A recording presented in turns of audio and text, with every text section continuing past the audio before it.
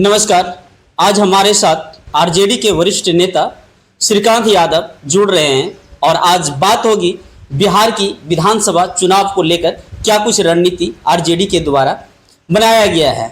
इस बार सरकार में तेजस्वी यादव कैसे आ पाएंगे, इसका क्या रणनीति है और क्या लोकप्रियता है। इस बार तय है, युवाओं के हाथ में बिहार का नेतृत्व होगा, तेजस्वी यादव मुख्यमंत्री बनेंगे, इसमें कहीं कोई दो राय नहीं है। पहली बार ऐसा हुआ कि देश के प्रधानमंत्री नरेंद्र मोदी बिहार के 2 दिवसीय दौरे पर आए हुए थे और उनकी सभा में आधे से अधिक कुर्सियां खाली रही। तो क्या लग रहा है कि इस बार प्रधानमंत्री का लोकप्रियता बिहार में घटती जा रही है? निश्चित बिहार के लोग बहुत जागरूक हैं। आपने देखा होगा कि अभी जम्मू कश्मीर में जो घटना घटी, 28 लोगों को जिस आतंकवादी ने मौत के घाट पर उतार दिया और वहां पे संवेदनहीन प्रधानमंत्री जम्मू कश्मीर नहीं जाकर बिहार के मधुबनी में आकर भाषण दे रहे थे और बिहार में चुनाव की तैयारी कर रहे थे। तो ये सारे लोग, बिहार के लोग जानते हैं कि ये वोट की राजनीति करते हैं और इसके पीछे एक साजिश होती है। जब जब चुनाव आता है तब तब कभी पुलवामा की घटना होती है, तो कभी फोर्स के साथ घटना होती है, तो कभी आतंकवादी का कोहराम दिखाया जाता है। तो यह हर बार चुनाव के समय ही होता है। आपने सवाल किया कि प्रधानमंत्री की 100 में भीड़ नहीं, तो आपने देखा सबसे पहला सवाल है कि उसमें नीतीश कुमार भी नहीं थे।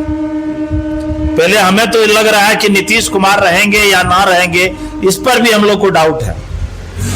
और प्रधानमंत्री की रोड शो में भीड़ नहीं होना, कुर्सी खाली होना, आप एक पढ़े लिखे पत्रकार हैं, इससे ही आप अंदाज लगा लीजिए कि बिहार के लोग मन बना चुका है। प्रधानमंत्री के नौटंकी से उब चुके हैं। सब जानते हैं कि ये जुमलेबाज हैं, ये जुमले सुनाते हैं, ये जुमलेबाजी करते हैं और देश को तबाह करवाते हैं, देश को लुटवाते हैं। पूंजीपतियों के हाथ में ये देश को सौंप चुके हैं। इसलिए लोग, कुर्सी खाली रहना कोई बड़ी बात नहीं है, क्योंकि युवाओं का जो इस बार बेरोजगारी का जो मुद्दा है वो सब तेजस्वी के साथ है। ऑपरेशन सिंदूर के बाद बीजेपी की तरफ से पूरे देश में हर घर महिलाओं को सिंदूर बांटने की चर्चाएं चल रही है। तो आप इसको किस तरह देखते हैं? क्या महिलाओं को सिंदूर देना बीजेपी के लिए? बीजेपी एक बहुत नौटंकीबाज पार्टी है और कभी ये थाली बजवाते हैं। आपने देखा था कि एक बार ये थाली बजवा रहे थे, अब ये सिंदूर बंटवा रहे हैं। आप खुद जानते हैं कि सिंदूर पति देता है। सिंदूर के साथ ये खिलवाड़ कर रहा है, देश को गुमराह कर रहा है, महिलाओं को अपमानित कर रहा है। महिला को सिंदूर देने का हक सिर्फ उसके पति को है। ये तो सिंदूर छिनवा दिया। जम्मू कश्मीर में जो आपने पुलवामा में देखा, जितने लोग वहां पे गए थे सबको मौत के घाट उतार दिए। इनका आंसू और ये संवेदना भी व्यक्त नहीं की और मधुबनी चले आए।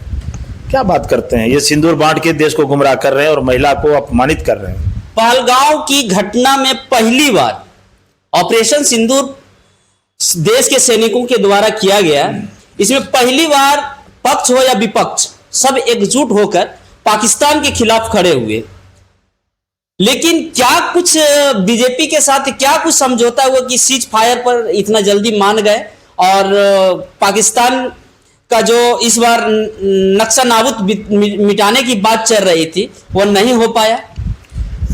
आप जानते हैं कि देश पर जब संकट आता है तो देश के पूरे लोग, चाहे किसी दल का हो, वो देश के साथ खड़ा रहता है।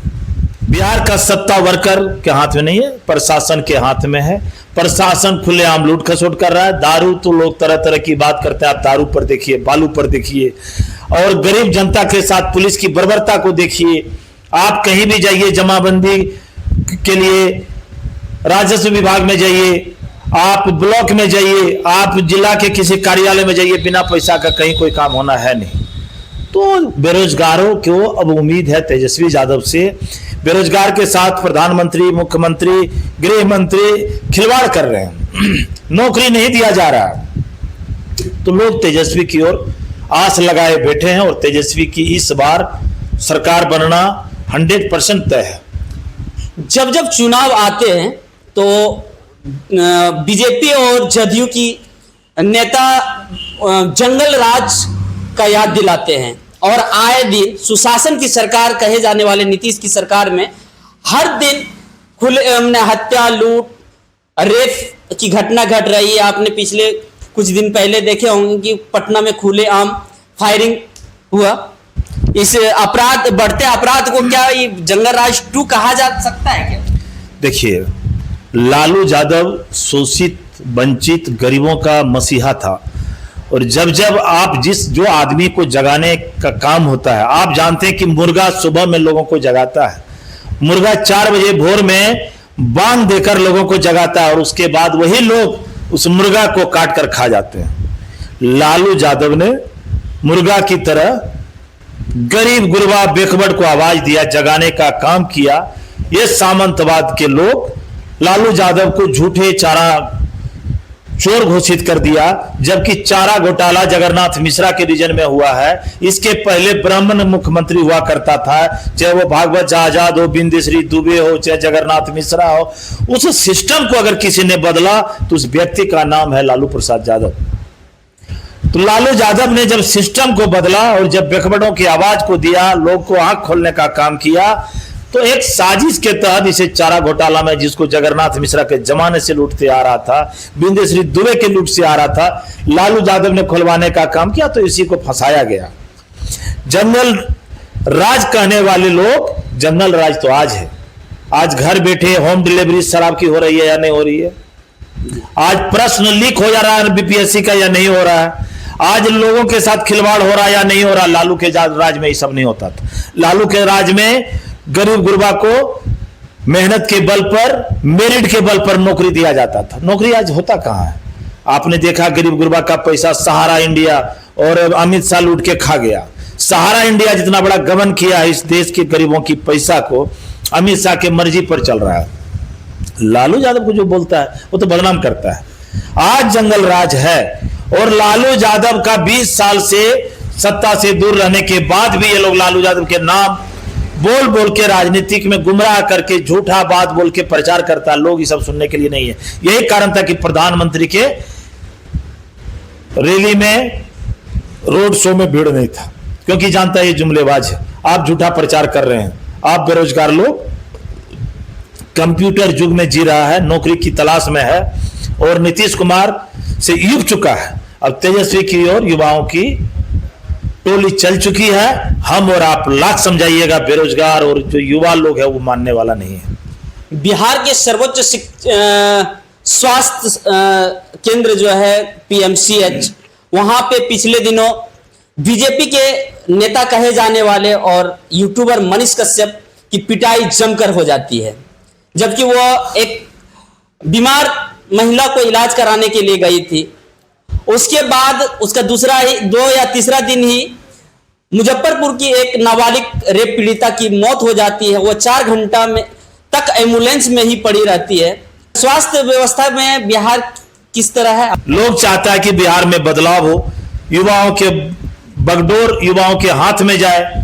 ये जो चंगू मंगू सरकार है, ये जो सम्राट चौधरी जैसा साधु के हाथ में और नीतीश कुमार के जैसा जो मानसिक संतुलन, मानसिक थकाव, मानसिक स्थिति में बिगड़ चुका है, ये अब सरकार चलाने की स्थिति में नहीं है।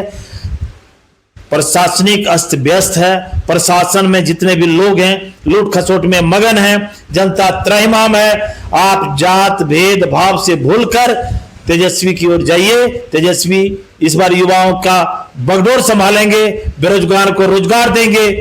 और ये मिशन में जब वो अपने उप मुख्यमंत्री हुए थे, उन्होंने उन्हीं का दिया हुआ आज है कि नौकरी कैसे दिया जाता है। वही पीएमसीएच में कभी तेजस्वी यादव जब स्वास्थ्य मंत्री रहते हैं तो 12 बजे रात, 1 बजे रात में पीएमसीएच औचक निरीक्षण के लिए पहुंच जाते हैं। और जब से स्वास्थ्य मंत्री मंगल पांडे बने हुए हैं, एक बार भी पीएमसीएच का दौरा नहीं किए हैं। शिक्षा, स्वास्थ्य और शिक्षा चौपट हो चुका है। मंगल पांडे एक स्टैंडर्ड बीजेपी का लीडर है।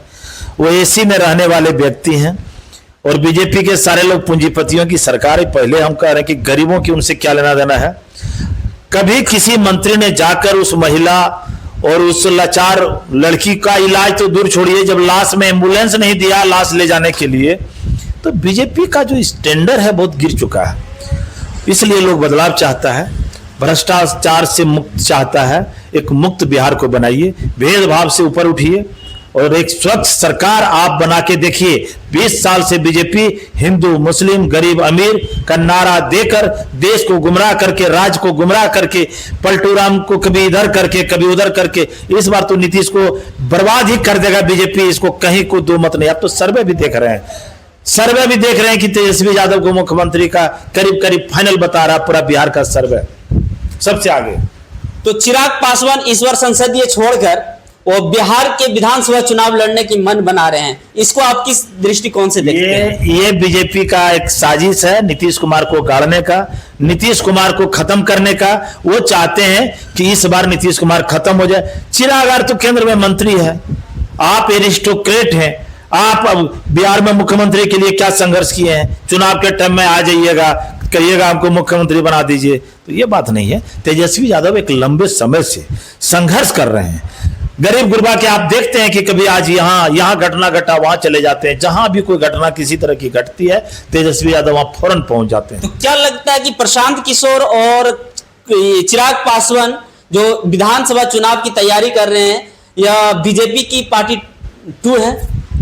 ये तो B2 है, बीजेपी का B2 है। सारा पैसा पूंजीपति फाइनेंस करते हैं प्रशांत किशोर जी को। नीतीश कुमार को इस बार मैंने मुख्यमंत्री की चेहरा को मैंने ध्वस्त करने की प्लानिंग बीजेपी की चल रही है। कहाँ 2-2 बार आए, 2-2 बार प्रधानमंत्री आए, कहाँ बोला कि बिहार का मुख्यमंत्री नीतीश कुमार होगा? एक बार भी घोषणा नहीं की है। वो घोषणा करे ना कि बिहार का अगला चुनाव नीतीश कुमार के नेतृत्व में लड़ा जाएगा और नीतीश कुमार में मुख्यमंत्री होंगे, फिर चिराग पासवान को लाने की क्या आवश्यकता हो रही है? इसी से आप समझ जाइए, ये सारे लोगों की ड्रामा लोग समझ चुका है।